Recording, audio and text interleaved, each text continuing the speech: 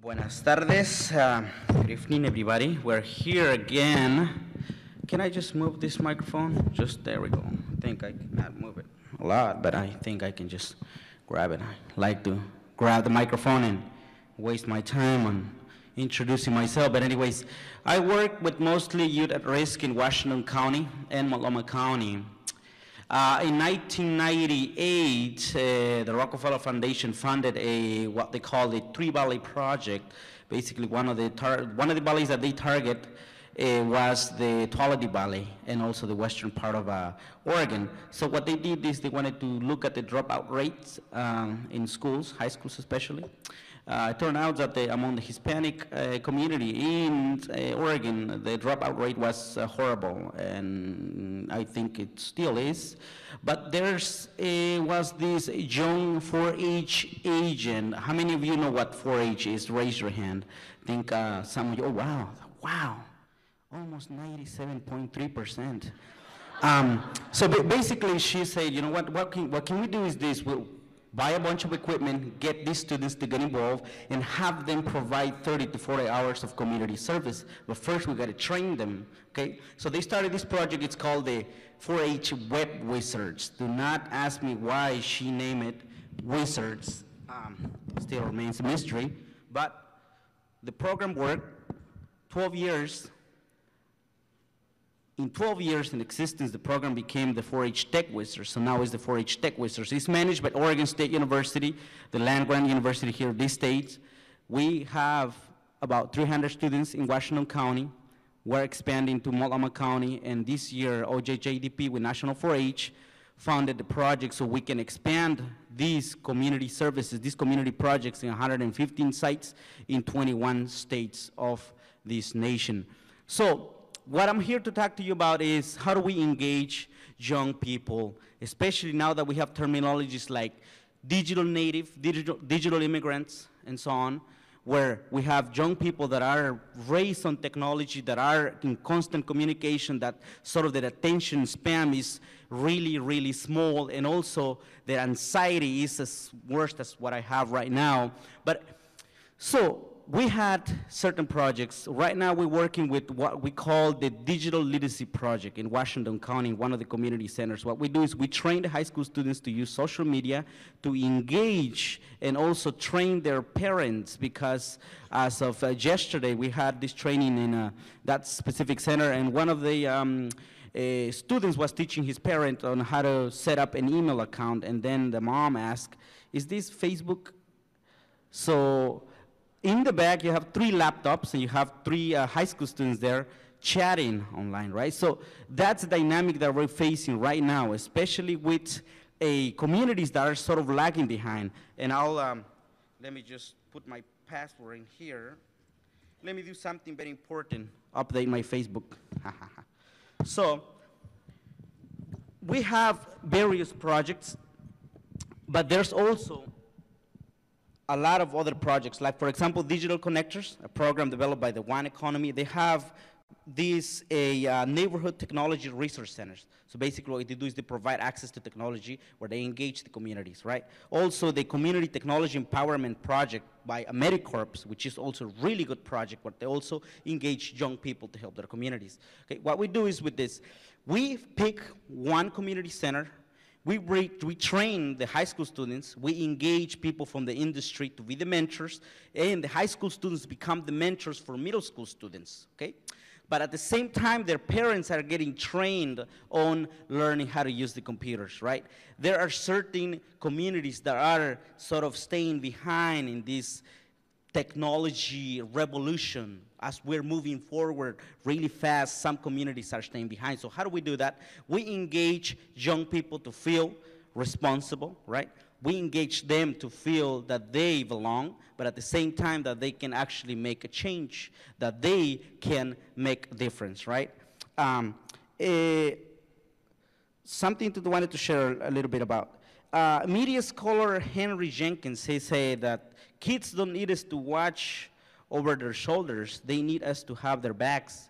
Sometimes as we access to technology, as young people are accessing technology, there are certain risks, but also there are certain opportunities. What we have found that some of these opportunities available for parents to access are job opportunities, health information, for example, learning new things, how to improve their lives, also government services, and keeping up with news and information of their hometown. So when you have young people posting a Facebook, a news story that's happening in their home countries, and suddenly they know these stories faster than their parents, that their parents have to call every weekend and see what's happening, how our family's doing. But the kids already know this.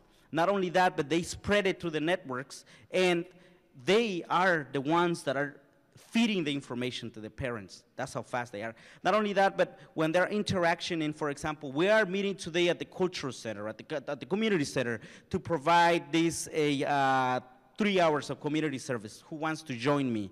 Then people join in. So for me to gather 100 students, it takes me 100 calls to gather 10 students, but it takes me one text message to gather 100 students. There are opportunities in using the technology to engage students, especially youth at risk, that they don't feel that they belong in school, that they have problems at home, but if we can provide an opportunity using technology and their skills, so they can feel that they can make a difference, it can actually change communities slowly. Another thing is the Pew Hispanic Center, it's a project by the Pew Research Center, say that Latinos are less likely than whites to access the internet, okay? About 2/3 of Latinos, 65%, and black 65% adults went online in 2010. More than 3/4, 77% of white adults did so, right? Another thing is that minority internet users are more than twice as likely to use Twitter as are white internet users. This is in 2010. Latinos, for example, 18%, blacks 13%. That, of course, is changing 2010, 2011, 2012, right? So what we're seeing is the access to this technology, the access to this digital world. Not only that, but also the access to spreading this information through digital means, social networks, Twitter, Facebook, MySpace, and so on, right?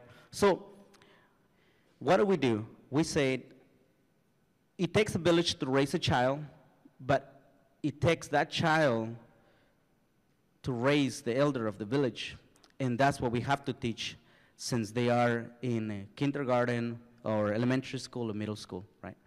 Another thing that I wanted to share is that Oregon is becoming connected, especially in this area, in the metropolitan area. Also, we have talked about starting new projects in Eastern Oregon or in Central Oregon where we engage young people using media to share their information, creating YouTube channels, for example. Our robotics teams have created videos where they post it online and then share it with the world. They share it with their parents and their relatives that are in other countries and so on. And that's how we spread some of the information. Not only that, but they create educational videos where they teach their siblings or they teach other people about the wonderful things that they're doing. Slowly, I think a lot of people are looking especially in this, a lot of people in Oregon are looking at what the metropolitan area is doing to create these innovative projects, right? And that's what we're here for. Any questions? Yes.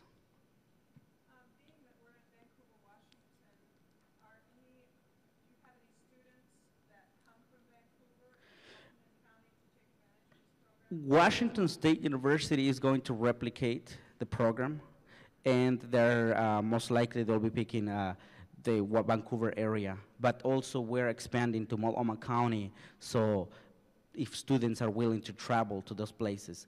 And we don't teach the students just social media or how to use the internet or how to teach, but we teach them other projects that are related to science, engineering, technology, and mathematics. Robotics, for example, or natural sciences, or even GIS technologies using ArcGIS 9.0, 9.3. Question? Thank you. The other question is, I'm familiar with 4-H as it applies to agriculture and livestock and cooking and that type of thing. When did So they call the new 4-H, the reason why is because we're using the traditional model where you have clubs, and we're expanding to 115 sites. Good music. Thank you so much.